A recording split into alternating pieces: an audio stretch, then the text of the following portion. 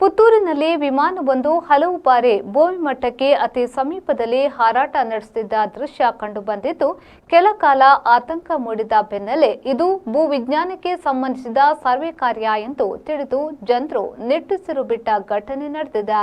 ಪುತ್ತೂರು ಮಹಾಲಿಂಗೇಶ್ವರ ದೇವಾಲಯದ ವಠಾರದ ಗದ್ದೆ ಮೇಲ್ಭಾಗದಲ್ಲಿ ನೆಲಮಟ್ಟಕ್ಕೆ ಅತಿ ಸಮೀಪದಲ್ಲಿ ವಿಮಾನ ಹಾರಾಡುತ್ತಿದ್ದ ದೃಶ್ಯವನ್ನ ಜನರು ನೋಡಿದ್ದು, ಪದೇ ಪದೇ ನಗರದ ವಿವಿಧ ಭಾಗದಲ್ಲಿ ಹಾರಾಟ ನಡೆಸಿದೆ.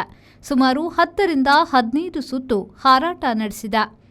ಇದು ಯಾರದ್ದು, ಯಾಕೆ ಹಾರಾಟ ನಡೆಸಿದೆ ಎನ್ನುವ ಮಾಹಿತಿ ಲಭ್ಯವಾಗಿರಲಿಲ್ಲ. ಏಕಾಏಕಿ ಡ್ರೋನ್ ಹಾರಾಟ ನಡೆಸುತ್ತಿದ್ದ ದೃಶ್ಯ ಜನರಲ್ಲಿ ಆತಂಕ ಮೂಡಿಸಿತ್ತು. ಕೊನೆಗೆ ಇದು ಭೂಮಿಯ ರಚನೆ ಅಧ್ಯಯನಕ್ಕೆ ಸಂಬಂಧಿಸಿದಂತೆ ನಡೆದ ಸರ್ವೆಯಾಗಿದೆ ಎಂಬ ಮಾಹಿತಿ ಲಭಿಸಿದೆ. ಈ ವಿಮಾನ ಭೂಭೌತಿಕ ಸಮೀಕ್ಷೆ ಪಶ್ಚಿಮ ಘಟ್ಟ ಪ್ರದೇಶಗಳಲ್ಲಿ ಸಮೀಕ್ಷೆ ಮಾಡುತ್ತಿದ್ದು, ಈ ವಿಮಾನವು ಮಂಗಳೂರು ಅಂತಾರಾಷ್ಟ್ರೀಯ ವಿಮಾನ ನಿಲ್ದಾಣದಿಂದ ಹಾರಾಟ ನಡೆಸಿತ್ತು.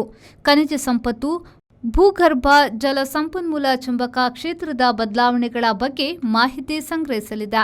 ಇದನ್ನ ಕ್ಯಾಲಿಬರ್ ಏರ್ಬೋರ್ನ್ ಜಿಯೋಫಿಸಿಕ್ಸ್ ಭೂಮಿಯ ಅಡಿಭಾಗವನ್ನು ಗಾಳಿಯಿಂದ ಮ್ಯಾಪಿಂಗ್ ಮಾಡುವ ಕಂಪನಿಗೆ ಸೇರಿದ ವಿಮಾನವಾಗಿದೆ.